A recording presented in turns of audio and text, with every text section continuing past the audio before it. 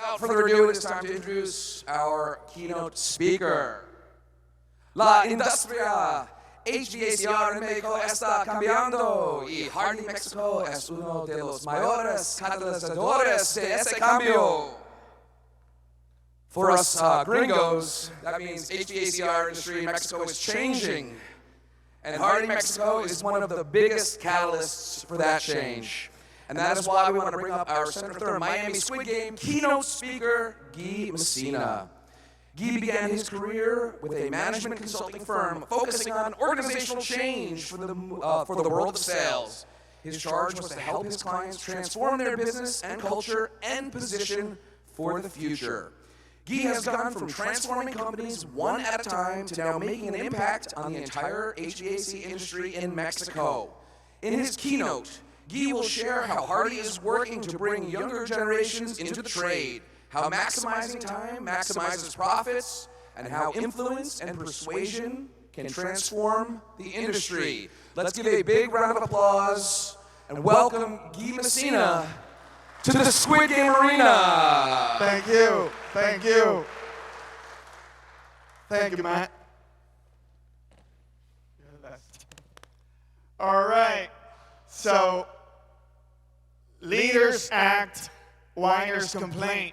So Hardy heard from you guys, we can't find people. It's really hard. And we decided we needed to act because we believe we're leaders. And that's the result. I happen to know a lot of the people in that documentary. I hope you can see it.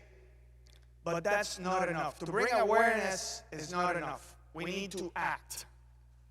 So my mission today is to give you 3 basic ideas of how you can act and you can make a difference in making people come into the trades.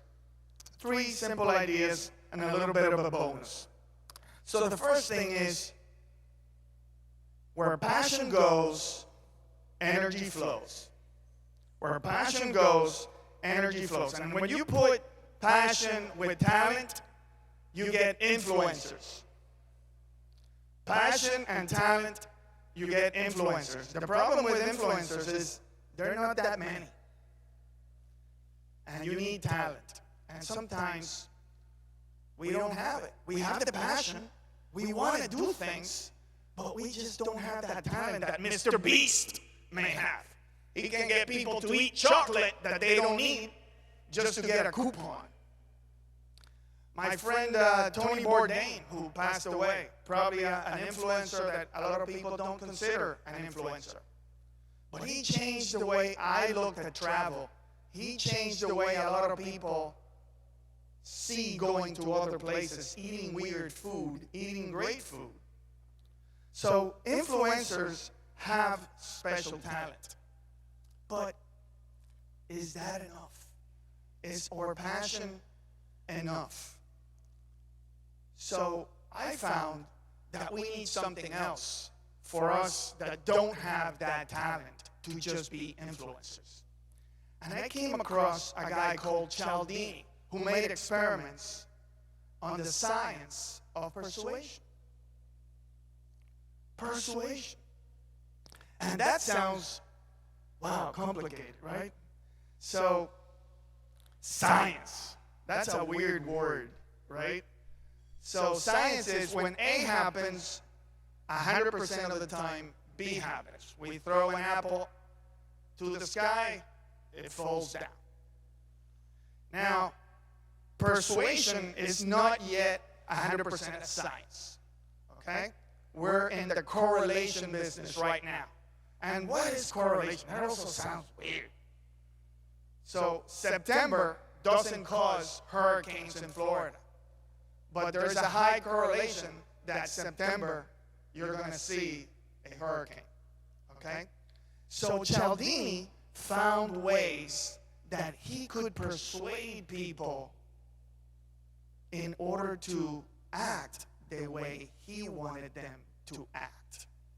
And that is one of the 3 things that I want to talk to you today. There are 7 principles 4 persuasion. I'm not going to talk about all 7. I'm going to talk about one today because I want you to take home action items of each one of the things that I'm going to talk about. So the first thing he found is the word because. The word because. And I'm going to give you 2 stories so you can understand what he did. So he made an experiment of people in a line to get copies in a machine.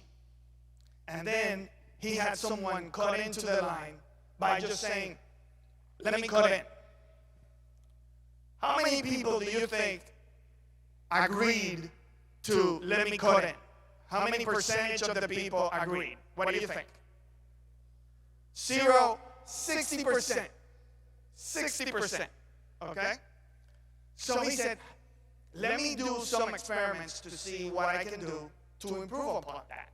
And he found the word because. He says, let me cut in because I'm in a hurry and I need to get these copies. What percentage do you think said yes to that?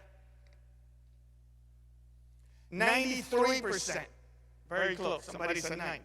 93%. Okay? But that sounds like at least a good reason, right? But he also changed that a little bit and he says, let's not give such a good reason. Let me cut in because I need to get copies. What percentage do you think said yes to that? 90. 90. Just the word because helped get people to say yes. Now I'm going to give you a second story. Do you know a pizza called Papa John's? So they were thinking about their tagline. And they said, you know, we know about this because business, but it's too long. I don't know how to make that short enough. So they said, better ingredients, better pizza. And in our brain, we said, oh, it's a better pizza because it has better ingredients. So now, our brain puts together the because, and the sales took off. Then they were taken to court by Pizza Hut because they said, no, you don't have better ingredients. And they did prove that they had fresher ingredients. They won the case. They put it on all over the newspapers. And when people saw that they won the case about being better ingredients, better pizza, sales took off again. Okay? So my basic first thing is, what is your because? What is your because for your customers? What is your tagline saying about your business? What is your because? We are better because. And then my second challenge is, what is your because to your new talent? Why should you work here? Because what? What is your because for them? So that's my first challenge to you. My second point is, we need to become better at operations management because we're in the service business. And that sounds complicated again. So I'm going to tell you a story about what I mean. So in December, we have this big event with a bunch of distributors from all over the U.S. And one of them happens to be a friend of mine. I sit with him for breakfast, and I start talking. And I said, hey, Andy, he's from California. Hey, Andy, have you found something that makes some contractors more successful than others? And he says, yeah, I definitely have. I said, okay, so could you tell me about it? He says, yeah, they sell more VRFs than the rest of the guys. I said, what? Yep, they sell more VRF units than the rest of the guys. I said, but did you find out why they sell more VRFs than the other guys? He says, yes. Could you tell me about that? He says, well, I asked the guys that sell more VRFs, why do you sell more VRFs? And they said, because we make more profit by selling VRFs. Okay, and did you ask the other guys what they did? Yeah. And what did they say? We don't sell VRF because we make better margins on the other products. And I didn't understand. I said, what, Andy, are you playing on words on me here? He says, no, Guy. What I later found is I put these guys together and they came to the same conclusions in two different ways. So I'll simplify the example that he told me like this. So he asked one guy and says, so you prefer to sell VRFs because what? Because I make $175 profit. And then the other guy says, well, I don't sell VRF because I make a margin of $200. So I'm smarter than this guy. And then says, well, it seems like this guy has the right answer. 200 is better than 175. But the first guy says, yeah, it has better margins. But it takes him 2 hours to make that installation. For VRF, it's a lot quicker.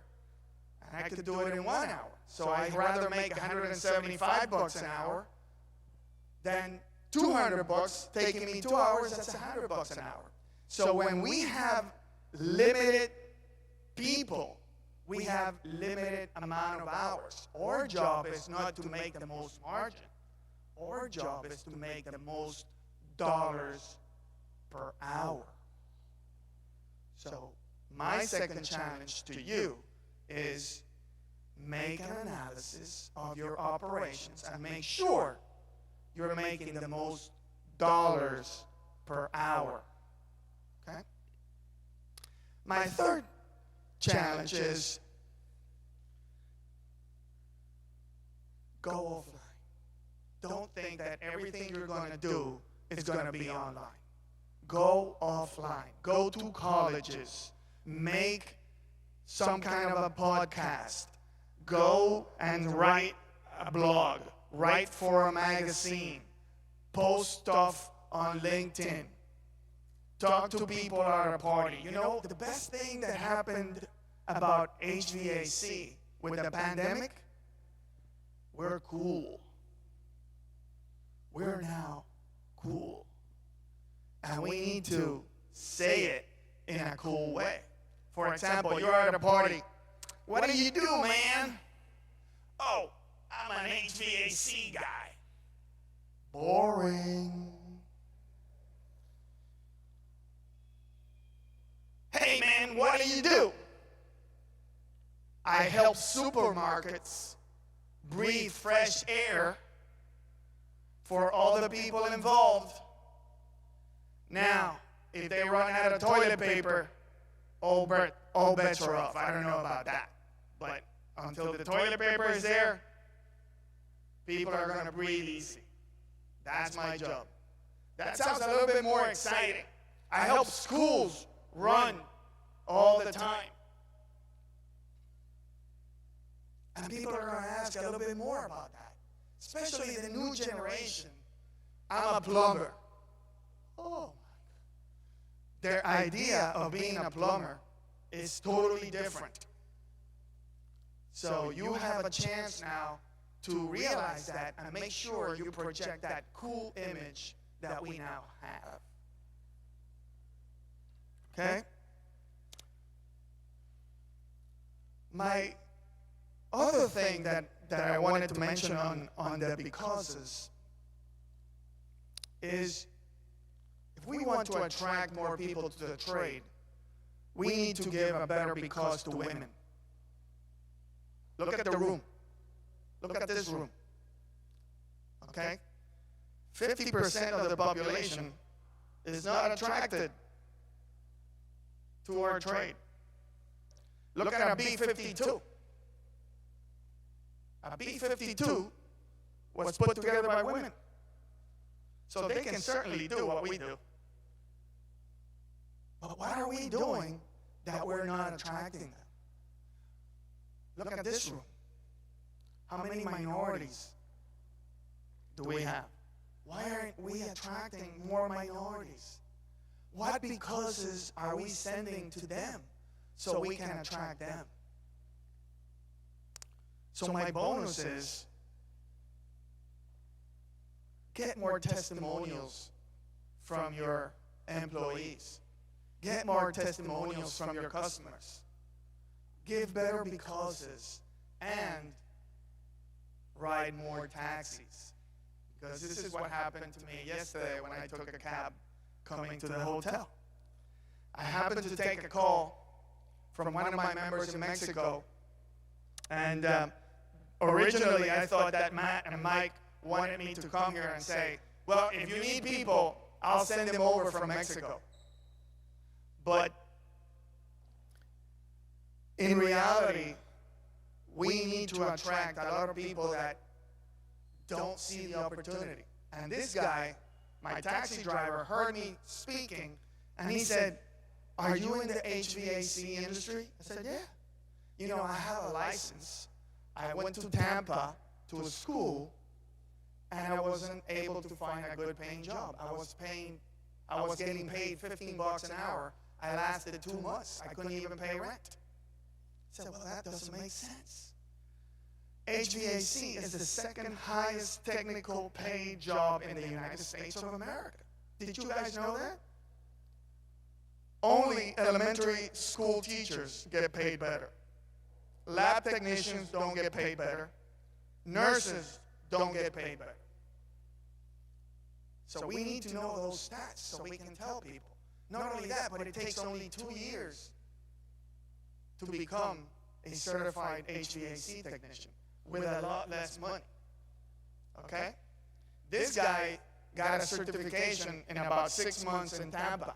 He gave me the name of the school, the contact of the principal, the phone number, and I'm going to share that with the team so they can share it with you guys if you want to hire some of these guys.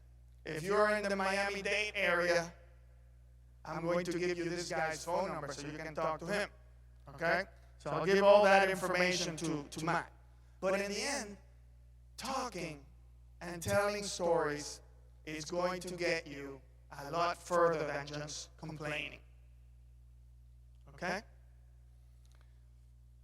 So, 3 things. What is your because?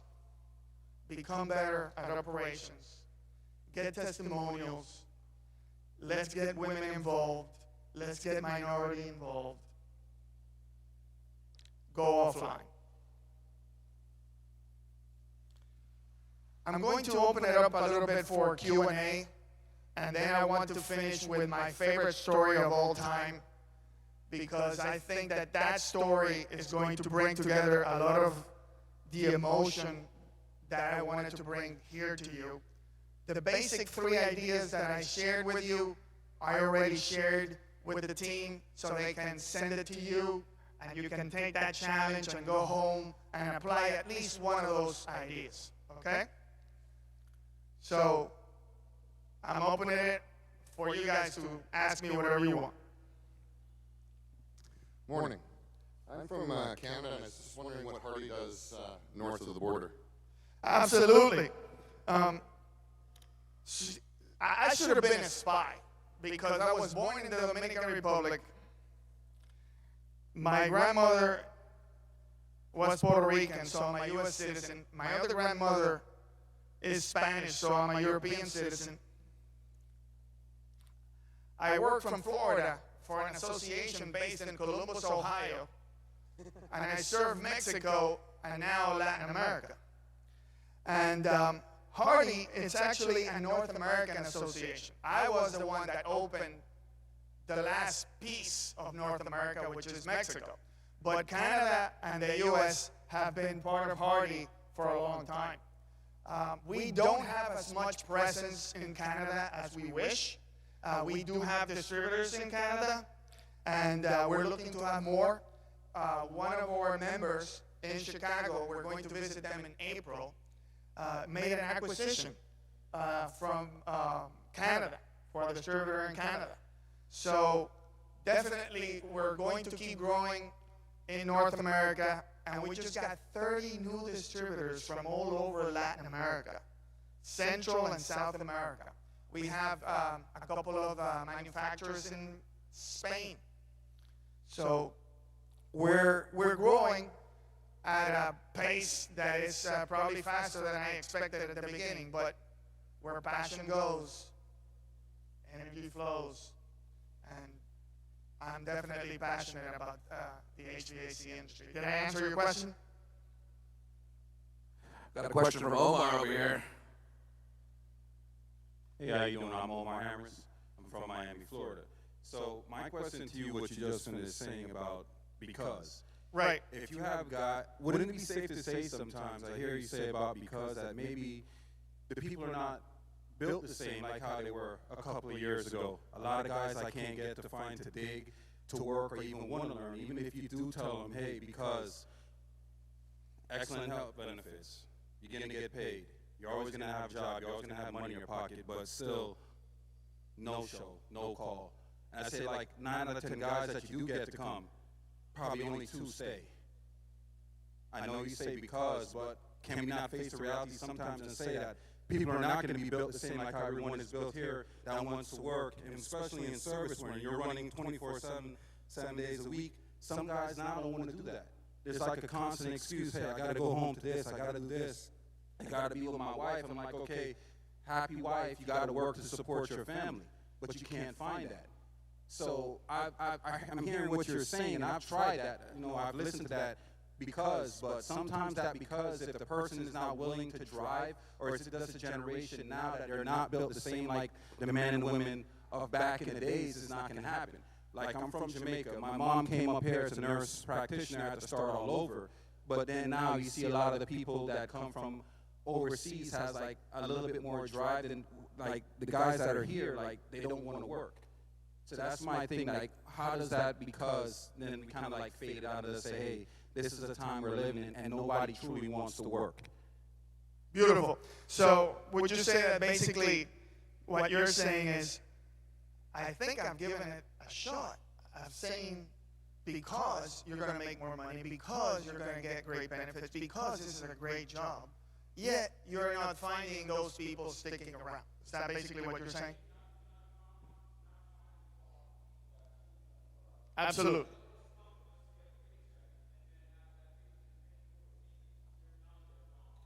Yep.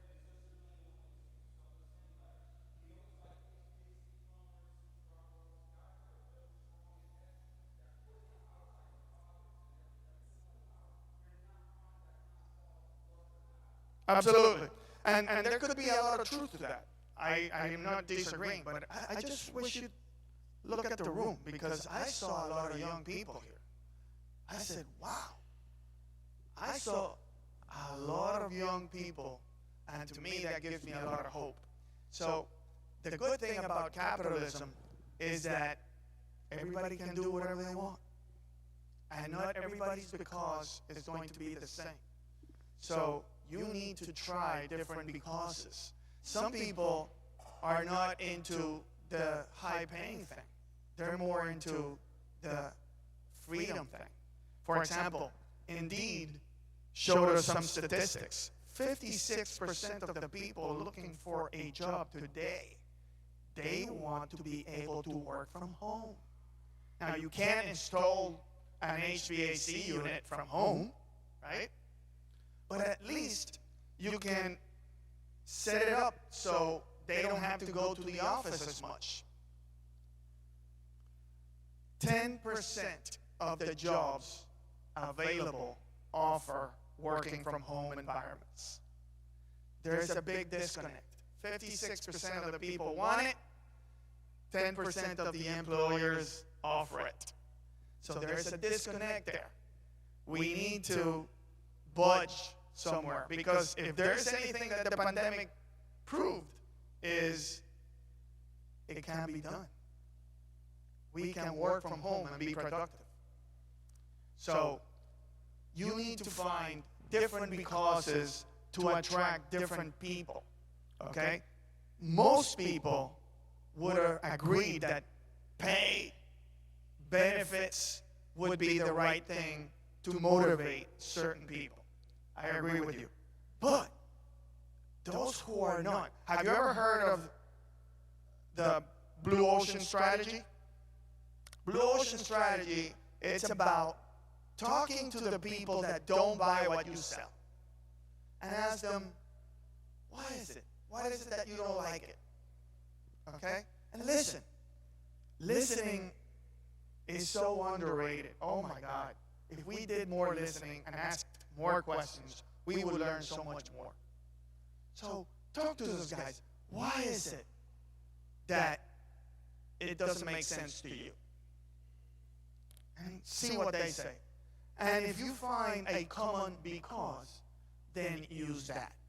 Okay? But complaining is not going to do it. I can tell you that much. There is more people unemployed today than there were 5 years ago. And 5 years ago, it was tough to find people. Today, it's still tough.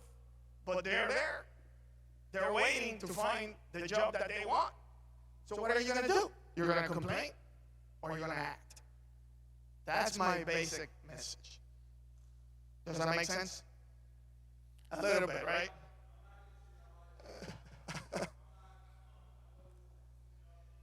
I know.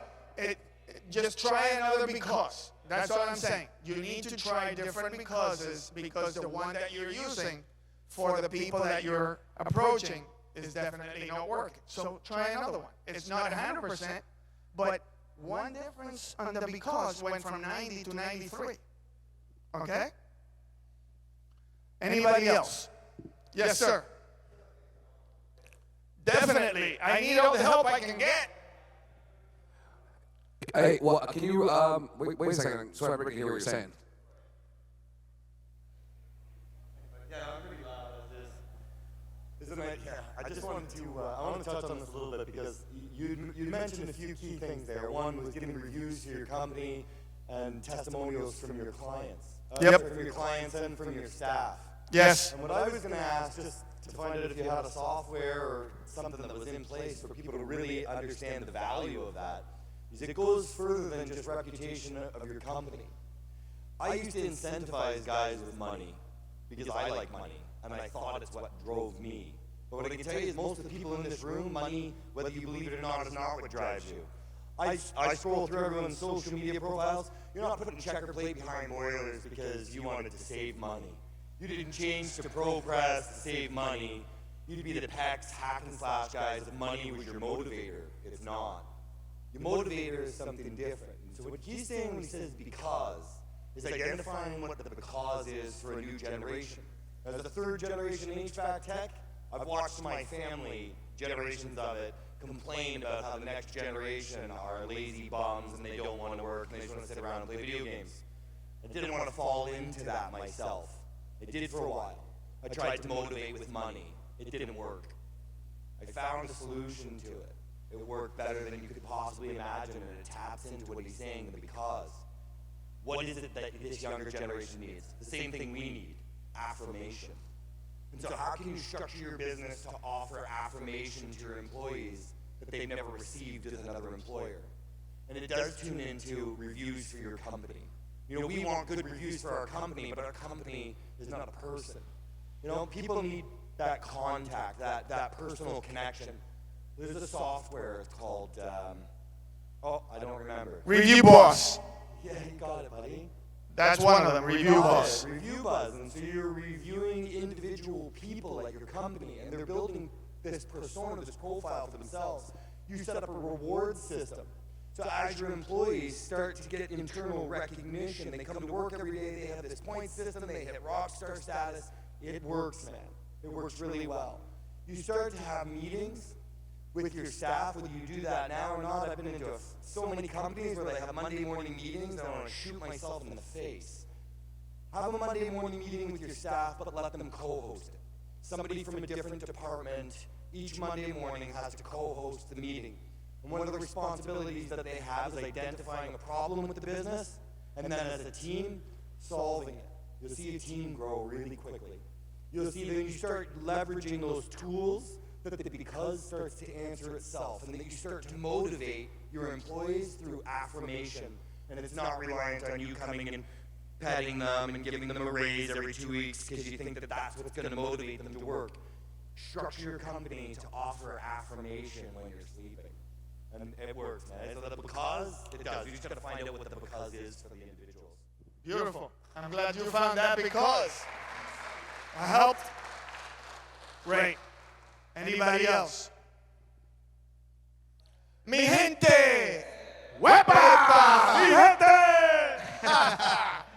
So I'm listening to you, and I agree with what you're saying. I agree with what you're saying as far as the because, the minorities, and I forgot the third one, but what I was focusing on what you were saying before is about the minorities. Because what are we doing today for the minorities? I'm a minority myself. You know, for me, for instance, like, I just saw an opportunity years ago, and I took it. Because I know I wanted to do something with myself, and I know I wanted to take the opportunity. I don't know what it was at the moment, but I said, you know what? I saw an opportunity, I'm going to take it. I was going with my hands.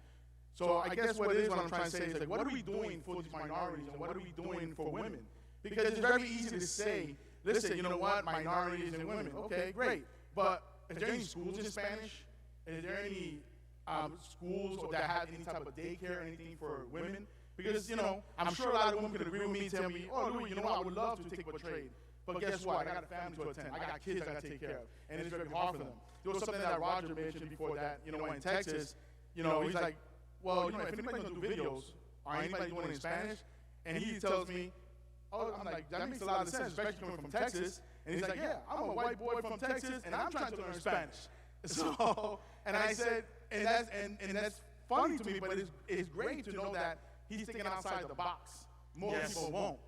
And I'm just saying to myself, we have to create this opportunity, so let's set the standards, let's help these people, because there's people that come to this country from other countries, they're minorities, and we have to give them opportunity. So we're complaining, and exactly what you say, let's do something about it. So I just feel that we should definitely have some opportunity for those type of people, because they came here to work, and they want to work, but they just don't know how. And you know, they don't have great education, come from their country. So I think we have to put the 5 foot forward and tell them, listen, this is the way to do it, and we got to guide them. But I also think us as not only contractors, as technicians, and also as vendors, manufacturers, you also got to show them, like, listen, guys, you know what, here's an opportunity, so let's open up classes, let's teach in Spanish. Because I'm in New York, it's a very diverse city, but I'll be honest with you, as far as HVAC schools, maybe one that I know is in Spanish. The rest are only English. And I asked them, because I have guys that work for me, and they understand better in Spanish, and there isn't any. So that's what I'm saying. Like, it's a lot of people say it's very easy, minorities, women, and let's help them, yes, but let's start teaching in Spanish. Let's start changing these manuals in Spanish. Some of them have them, some of them don't. But I think that's what we need to start pushing forward if we want to do it. Because if anybody don't know, number one language in America is English. The second one is Spanish. So why wouldn't we capitalize on the opportunity? Absolutely. I think that the question, what are we doing to attract minorities? What are we doing to attract women?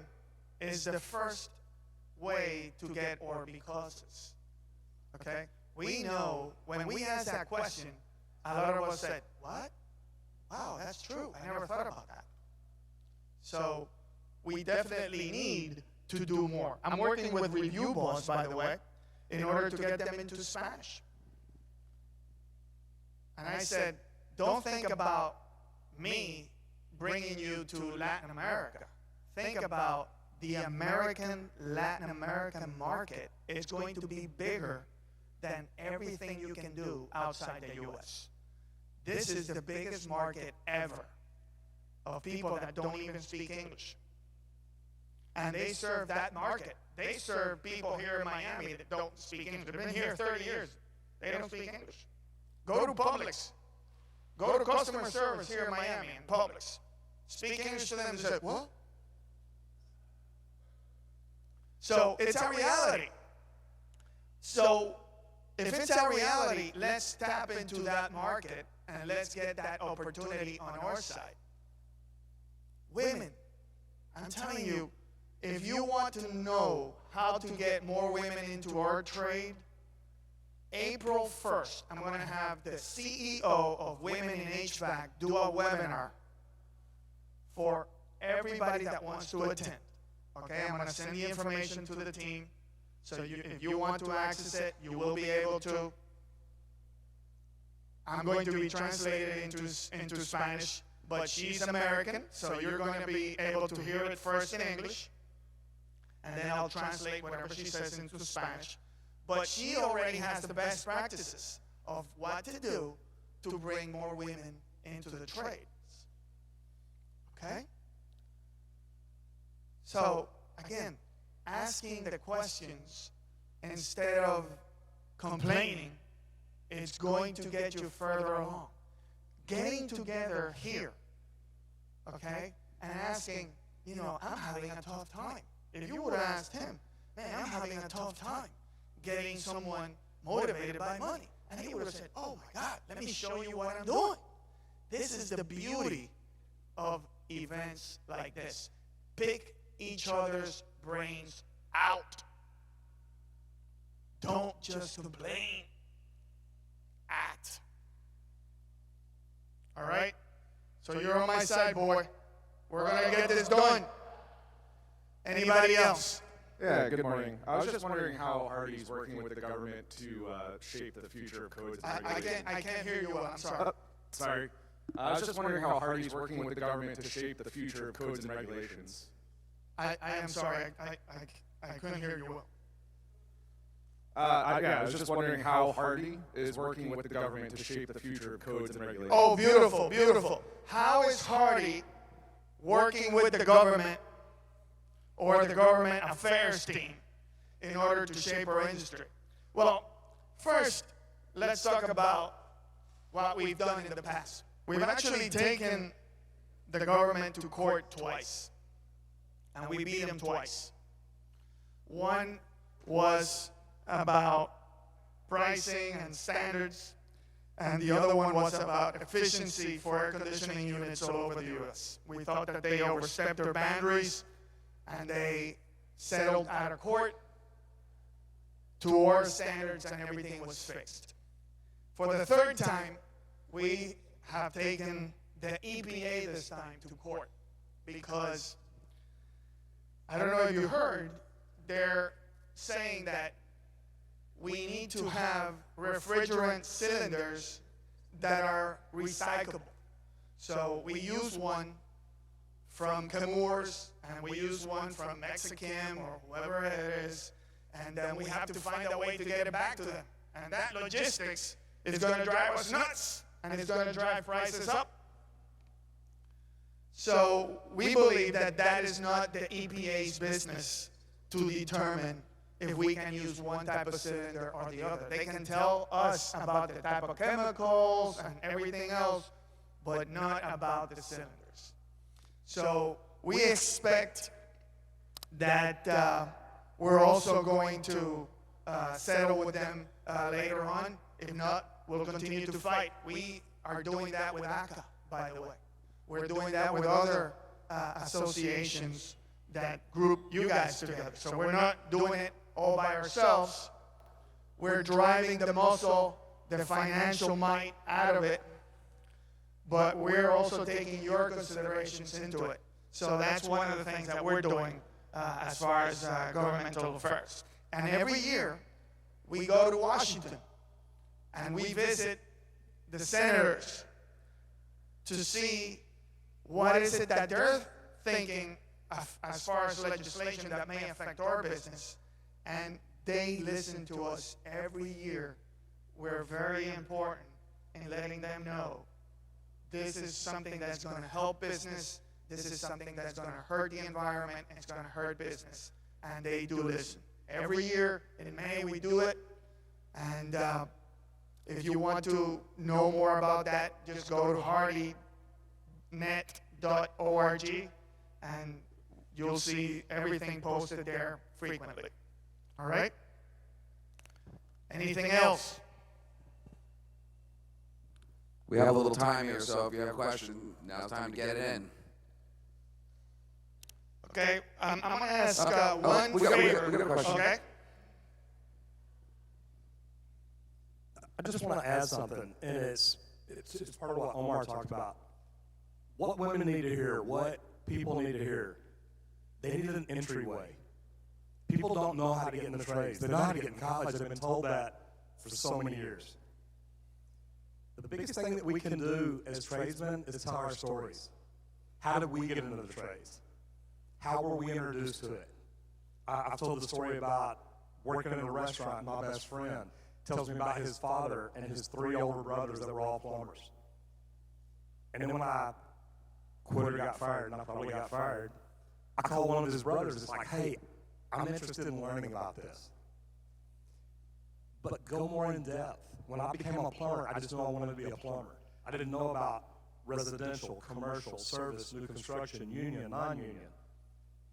You can teach them about things because you want to get them in an optimal way. Is it something they're going to want to do? I always ask them, do you like to build things? Do you like to fix things? Some of us love to build things, but we can't fix anything. Some of us can fix anything in the world, but when we build it, it looks crooked. And I know because I've seen it. Learn to tell your stories. And just by telling your story to young people, can let them see that there's an opportunity, there's a way to get in. And I love what you're doing. I'm doing Women in the Trades in April, May. And I've talked about it before. I know we talked about Plumber Page last night. You know, there's so many females. 3 of the top plumbers in Texas are females. The executive director of the Texas State Board, she's a master plumber. The former chief plumbing inspector in Dallas is a master plumber. One of the continuing ed instructors is a master plumber and an engineer. So when people tell me, oh, women can't do this, I'm like, you better think again because they will take your job and you'll be working for them. So think about telling your stories to people. That's the best way to get them into the trades. Beautiful. Absolutely. Yeah. Thank you. All right. I also want to ask you for a big favor. So this year, we're going to do something that we've never done before. Hardy Mexico started in 2018. And since then, we've brought distributors from Mexico and Latin America to see some of the best distributors in the U.S.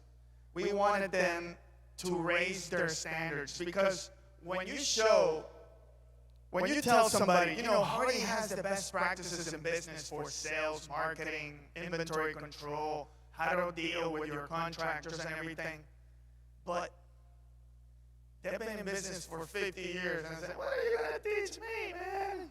I'm the beast in Mexico. But when you bring them here to the U.S., and they see a Ware Group, they see a Mingledorf's, a G.A. Larson, a Munch's Supply, then they say, wow, things can be done differently and very, very well. So we raise their level by doing that. So we want to do the same thing for contractors.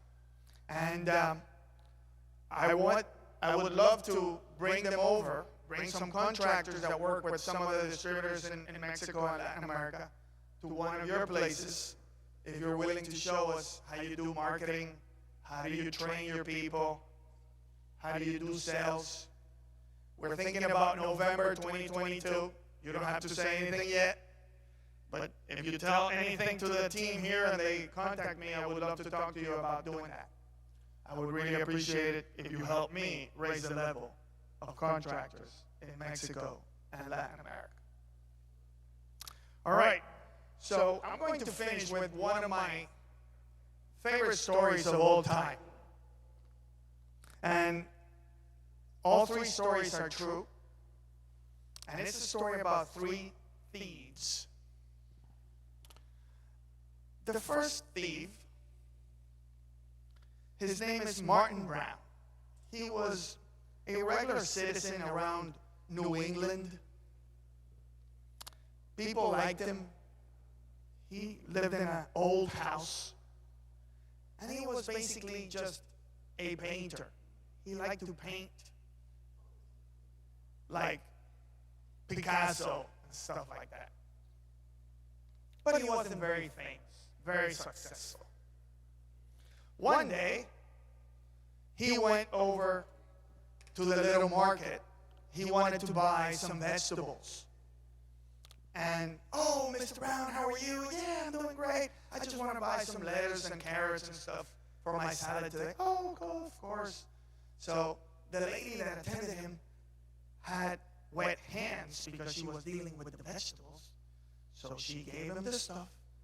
Took $20. We're talking 1929. The Big Depression. $20 is your profit for one whole month. So she takes the $20, and we're talking 5 cents. It's basically what the guy bought. So she gave him back $19.95. As he walked away, she noticed she had ink in her hands. And she said, wow, that's weird. But I've known Mr. Brown forever. He can't be giving me a bad bill, but it's $20.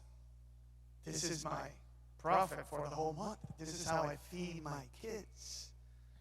I gotta make sure this is legit. So she calls the police. The police shows up, and they say, wow, if this is a bad bill, I would like 1 million of these.